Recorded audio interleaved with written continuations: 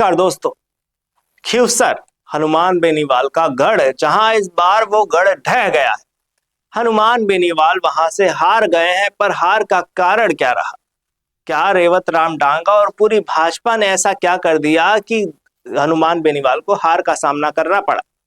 खिवसर में हनुमान बेनीवाल की पत्नी कनिका बेनीवाल ने चुनाव लड़ा था और हनुमान बेनीवाल, नारायण बेनीवाल और कनिका बेनीवाल तीनों लगातार प्रचार प्रसार भी कर रहे थे, लेकिन जब चुनाव के रिजल्ट आए तो उसमें उन्होंने हार का सामना उनको करना पड़ा। लेकिन ये हार क्यों हुई? क्या थी वो वजह? रेवत राम डांगा जो पहले आरएलपी में थे, उसके बाद भाजपा में शामिल हुए, उसके बाद वो चुनाव लड़ते हैं और जीत हासिल करते हैं। पर ये जीत आम जीत नहीं है, क्योंकि खिवसर हनुमान बेनीवाल का गढ़ कहा जाता था, पर अब ऐसा नहीं हुआ।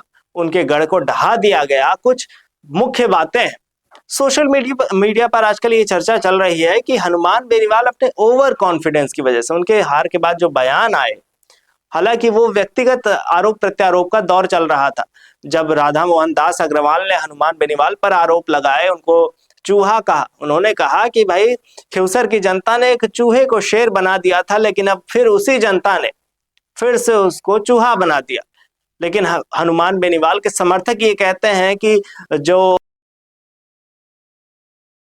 उनके बयान के बाद हनुमान बेनीवाल फिर से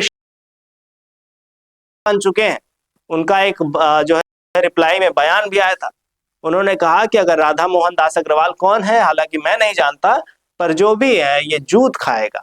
इस तरीके के बयान व्यक्तिगत छवि पर लगातार दिए जा रहे थे और इसी बीच अब हनुमान बेनीवाल का एक और बयान आया। उन्होंने कहा कि भले मैं यहाँ से विधायक नहीं हूँ, मेरी पत्नी विधायक नहीं बन पाई, पर मैं आपका सांसद हूँ और मैं आपको दिल्ली में हमेशा मिलूंगा, हमेशा खिवसर की जनता के लिए खड़ा मिलूंगा, राजस्थान के लिए लगातार काम करूंगा।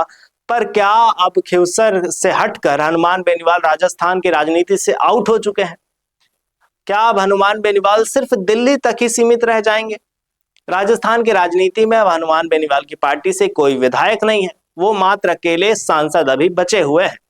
आरएलपी में पहले एक तीसरी पार्टी के रूप में वो उभर कर आई थी, पर अब जिस तरीके से आरएलपी का दौर खत्म हुआ, उसको लेकर काफी सवाल भी उठाए जा रहे हैं। तो आज का सवाल हम आपसे पूछते हैं कि क्या हनुमान बेनीवाल के अब राजस्थान विधानसभा में कभी वापसी हो पाएगी या नहीं? अपनी राय हमें कमेंट में जरूर बताइएगा।